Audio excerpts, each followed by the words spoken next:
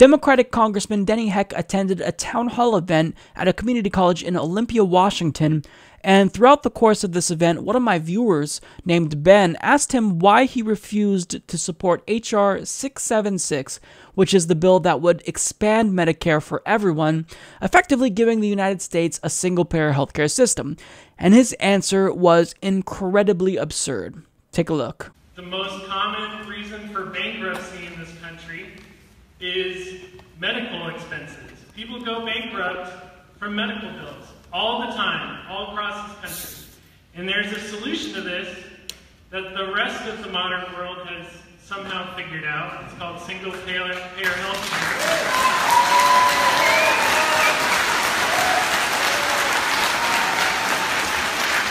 And we actually have single-payer health care in America right now. It's called Medicare. There's a bill in the House right now, it's called H.R. 676, that would extend Medicare to cover everybody. So everyone's covered single payer. Health care is guaranteed. And you have chosen to not co-sponsor this bill, and I would like to know why. But you're right. I've declined to become a co-sponsor of H.R. 676, and I do so because I frankly don't think it's fully formed. Let me tell you what I mean by that. Well, you shake your head, give me a chance. Okay? It's okay that we disagree. I'm okay on that. First of all, the Medicare for All Act would in fact take a part of what many people consider to be a part of their Medicare away from them. And that's the 400,000 people in the state who have Medicare Advantage. It would be eliminated under the Medicare for All Act. There'd be no Medicare Advantage. That's a good thing. Secondly, there are about 20% of all hospitals in this country that are private, for-profit. They would essentially be immediately illegal. And oh, by the way, so is 70% of nursing homes, which are for-profit. And the reality is that there is nothing in the proposal which deals either, for example, with Medicare Advantage, or with how is it that we would make this incredible transition from basically saying 1 in 5 hospitals you no longer have a legal corporate governance structure, or the 70% of all nursing homes. There's no plan for how we get from here to there. But lastly, and most importantly, if you talk to hospitals and providers, as I do all the time, they would tell you that Medicare reimbursement rates in and of themselves are not sustainable, that they cannot be a sustainable enterprise on the basis of Medicare reimbursement. And there is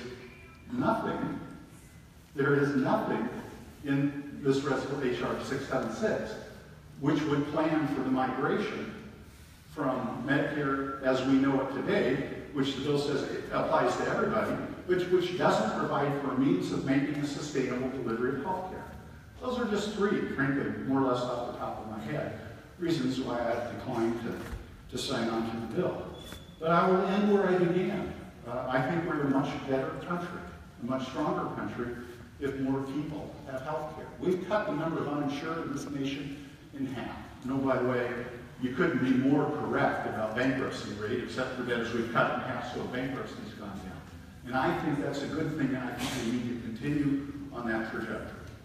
So, in a nutshell, he doesn't support this bill because he doesn't think it's fully formed. So he has 3 main complaints with this bill. So first, he says that it would eliminate Medicare Advantage. And I don't see why that's a problem, because there would be no need for Medicare Advantage, because Medicare Advantage, for those of you that don't know, it's a form of private insurance where private insurance companies contract medical services out with Medicare. So this would be eliminated because it wouldn't be necessary. So because it's good now doesn't necessarily mean that it would still be necessary if we did have a Medicare for all system. So this doesn't even make sense. Now, second of all, he says that he's against this bill because 20% of all hospitals and 70% of all nursing homes are for profit. So, in other words, he is putting the profits of these businesses, and they are businesses, above the healthcare needs of the American people, above the healthcare needs of his constituents. And that I find really appalling, because if you claim to care about medical bankruptcies, which you talked about during this town hall, then why would you say, you know what, I don't want a single-payer system because these companies need to make money? I mean, that's egregious to me. That's appalling.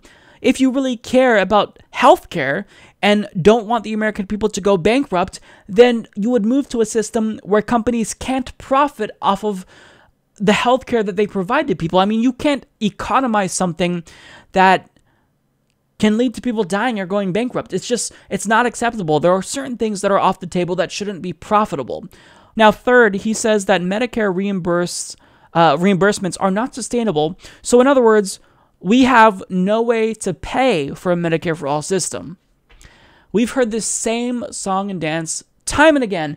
You know, for whatever reason, we can find money to spend $500,000 on missiles, and 59 of them to be exact. We can continuously fund the Iraq War and the Afghanistan War. We can fund drone strikes in Pakistan, Yemen, Somalia, Libya, Syria. But yet, when it comes to providing our citizens with healthcare, we just don't have the money, you guys. This is a Democratic congressman effectively making this argument. We spend more per capita on healthcare than countries with a single-payer healthcare system. So if everyone has insurance, all of our medical bills will be paid, which will lower the cost for everyone. The reason why costs are so high in the first place is because people don't have insurance. Or if they do have insurance that doesn't cover certain things, then they can't pay their medical bills. So the cost goes up for everyone else. So basically, all of the reasons that he's against this healthcare bill are completely irrational. His reasoning doesn't make sense. It just doesn't add up. And if you're wondering why it doesn't add up, if you're wondering why his explanation for not supporting a bill that would dramatically improve the lives of all American citizens seems a little bit weird, I'll tell you why he doesn't support H.R. 676. So when you look at his campaign contributions, it starts to make sense. So the insurance industry is his #1 donor. They gave him $90,000, and hey, look at that. He also took $50,000 from health professionals. Now, he also takes a lot of money from the big banks and defense contractors too. But I mean, when you consider the amount of money given to him by the insurance industry, mostly through PACs, it's very clear why he won't get on board with this bill. And you see, if he supports this bill, well then the private insurance industry goes under. It's no longer necessary if all citizens have health insurance provided to them by the government. And what happens? He loses out on a substantial portion of campaign contributions. So he wants to make sure that he gets elected, and part of getting elected is continuing to rake in money from the health insurance industry and the insurance industry and the health sector as they rip off the American people. Now, thankfully, one of his constituents actually called him out on this. And how can politicians represent the people if they are getting paid exorbitant amounts of money to represent the interests of corporations? So I say this with all due respect.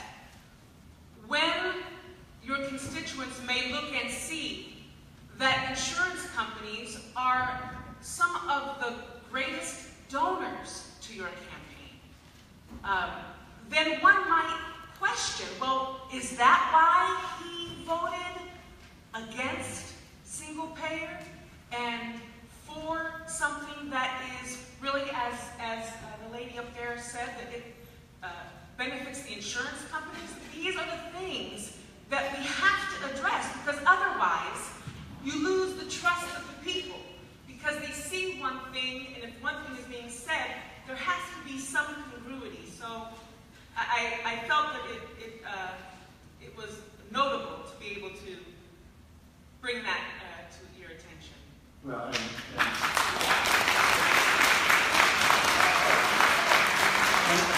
thank you. As I said at the outset, I'm a big boy.